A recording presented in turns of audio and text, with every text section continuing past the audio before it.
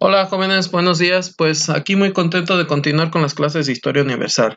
En esta ocasión vamos a ver dos temas: la descolonización de Asia y África y la Guerra de Corea. Todo esto dentro del contexto de la Guerra Fría. Bien, al terminar la Segunda Guerra Mundial, los dos países que participaron, que fueron Inglaterra y Francia, pues quedaron muy debilitados. Recordemos que los grandes triunfadores fueron Estados Unidos y la Unión Soviética. Esta situación de debilitamiento pues provocó que muchas de las colonias de Inglaterra y Francia que habían sido conquistadas en el siglo XIX por lo del imperialismo, pues hicieron que se buscaran opciones para ir encontrando su independencia. En este mapita podemos ver aquí los que están en cremita, que son países que desde muy temprano empiezan sus procesos de independencia. Después, en la siguiente década, del 50 al 60, pues estos países de África continúan esta corriente de independencias, y bueno, en la década de 1960 al 70 pues la mayoría de los países africanos van consiguiendo su independencia. Finalmente, por ahí en 1970 otros más lo consiguen. Esto fue una situación aprovechada por la Guerra Fría. Los soviéticos, que son socialistas, se dan cuenta que Europa pues es un poco difícil que haya nuevos espacios, y bueno, voltean sus ojos hacia estas zonas de África o Asia para ver pues si se pueden hacer socialistas. Y bueno, pues Estados Unidos en la misma forma hace lo mismo. Eh, Vamos a ver dos procesos aquí de independencia y vamos a explicar este tema de Alemania. Bueno, en 1947 la India, una de las colonias más ricas de Inglaterra, logra su independencia, pero de una forma muy curiosa, de manera pacífica. Su líder, Mahatma Gandhi, mediante la resistencia civil, es decir, mediante la desobediencia hacia las leyes y hacia las tributos o lo que está pidiendo Inglaterra, pues le pide a la población que no obedezca, que no haga caso. Entonces Inglaterra amenaza con meter en la cárcel a pues la gente que no obedezca, pero las cárceles en la India se saturan, y bueno, Inglaterra finalmente decide que, o se da cuenta que la India es ingobernable, y le otorga su independencia en 1947. Otro de los países que por ahí en 1949 también obtiene su independencia, su independencia económica, es China. Pero China lo obtiene de una forma curiosa: se declara inmediatamente socialista. Recordemos que China había sido invadida por varios países como Inglaterra, recordemos la guerra del opio, y bueno, pues China en 1949 no solamente expulsa a estos extranjeros, sino, repito, se vuelve socialista. Aquí la tarea va a ser la siguiente, jóvenes: necesito que me hagan la biografía de Mahatma Gandhi y de Mao Zedong, ¿verdad? Y pues lo subamos como evidencia sumado a este apunte. Bien, en 1949 también Alemania tiene una situación. Recordemos ese famoso 30 de abril de 1945, Hitler se suicida, está acá en la capital, Berlín. Los soviéticos son los primeros que llegan, incluso toman una zona bastante amplia, se encuentran con los aliados, el ejército acá de Estados Unidos, Francia e Inglaterra en la frontera, se saludan. Pero bueno, el detalle es de que ambos ejércitos, pues en un principio es todo felicidad, alegría, pero bueno, poco a poco, al paso del tiempo, empieza a haber cierto distanciamiento, y bueno, obviamente los soviéticos como que no comparten mucho la forma de vida acá de los países capitalistas, y también los capitalistas, recordemos que pues no ven bien el socialismo. Berlín tiene un problema. También la capital es ocupada por las cuatro potencias que toman la ciudad. Y bueno, Berlín queda dividida prácticamente en dos zonas. Una, voy a poner un ejemplo tal vez curioso, en el caso aquí de Morelia, Michoacán. Imaginemos que la avenida Acueducto es como una especie de frontera. del acueducto hacia el norte, pues vamos a decirlo así, están las colonias populares acá, la Vasco de Quiroga, la Obrera, la Independencia, y de la avenida Acueducto hacia el sur se encuentran pues la Chapultepec, Camelina, Altozano, las Américas, etcétera. Y bueno, pues hagan de cuenta que ocurrió lo mismo en Berlín. Cuando ellos se dan cuenta, Berlín pues tiene unas zonas ricas, industrializadas, y también pues tiene sus zonas pobres, ¿verdad? Acá de trabajadores. Y bueno, el detalle está en que ellos se ven rodeados de socialistas. Y bueno, pues el detalle está en que la gente de acá de la zona oeste de Alemania pues está tratando de ayudarles a esta población que quedó en las zonas ricas de Berlín. Primeramente, durante los primeros años de esta separación o de separación, los aliados de esta zona empiezan a enviar a través de trenes, de camiones, comida, alimentos, cosas que ocupan la gente de Berlín. Y bueno, los soviéticos esto lo ven mal, cierran la frontera y bueno, hay un tratado donde podrían ellos crear un puente aéreo. ¿Qué es esto? Despegar de alguna de estas zonas de acá, aterrizan en Berlín, descargan todas las mercancías, toneladas de lo que se ocupa la gente de Berlín y bueno, pues regresan. Este puente se mantuvo durante muchos años, desde 1949 hasta 1989, cuando cae el socialismo y bueno, desaparece el muro de Berlín. Porque bueno, en 1961, perdón, los soviéticos cuando ven que la gente de Berlín del Este se está pasando hacia el lado oeste por cosas, etcétera, deciden mejor ya poner un muro, levantan un muro por ahí en 1961. Bien, regresando, en 1949, Alemania se unifica, ¿verdad? Es decir, la zona capitalista,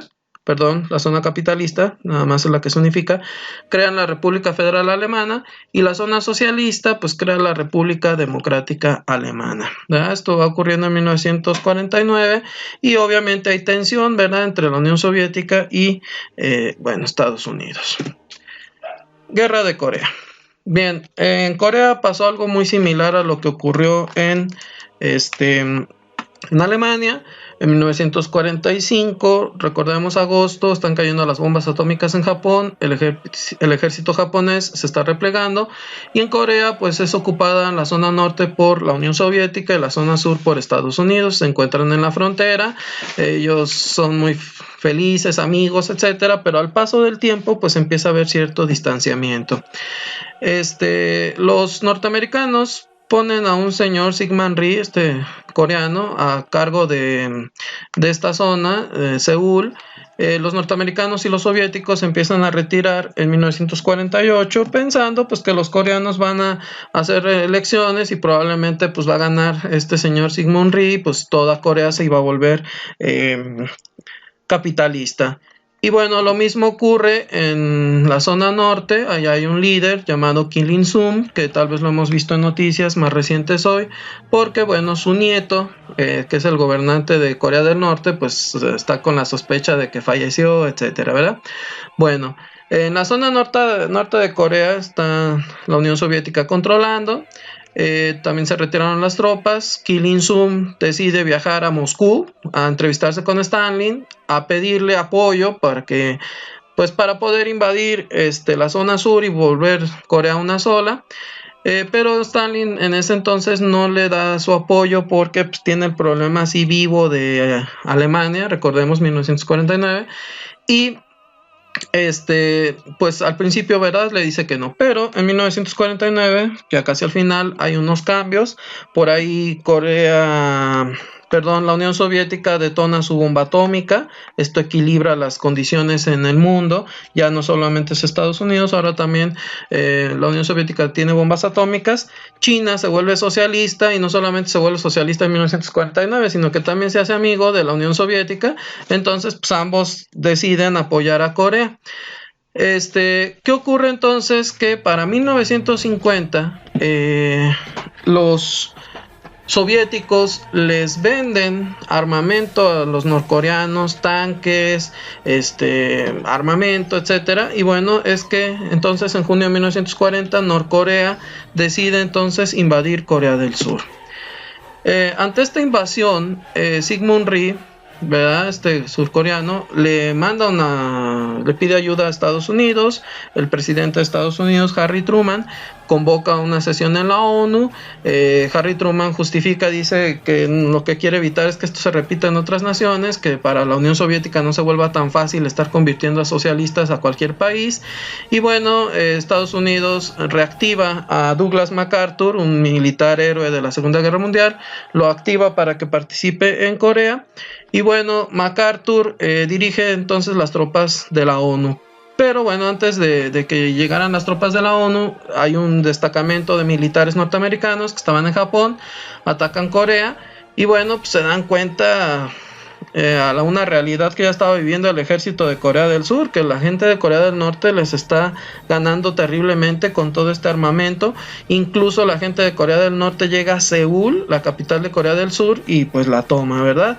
Y para los norcoreanos, pues creo que ya esto parecía sencillo, era una cosa fácil, ya la famosa unificación pues se veía fácil. ¿Qué ocurre? Bueno, ocurre que en esos momentos es cuando llega todo el ejército de la ONU, son 15 naciones que integran soldados a este ejército, y bueno, empiezan a ocupar la zona sur. Incluso hay una segunda acción que es entrar acá por el puerto de Incheon, un poquito al norte de Seúl, y pues por estos dos frentes, por el sur y por esta parte, pues lo que hacen es que los norcoreanos empiezan a perder y empiezan a retroceder varios kilómetros hacia el norte. Incluso las tropas ya aliadas de la ONU toman la capital Pyongyang, ¿verdad?, de Corea del Norte. Y pues ellos, más bien dicho, ahora se cambian los papeles. Ahora piensan la gente de Corea del Sur que pues va a ser más fácil unificar Corea.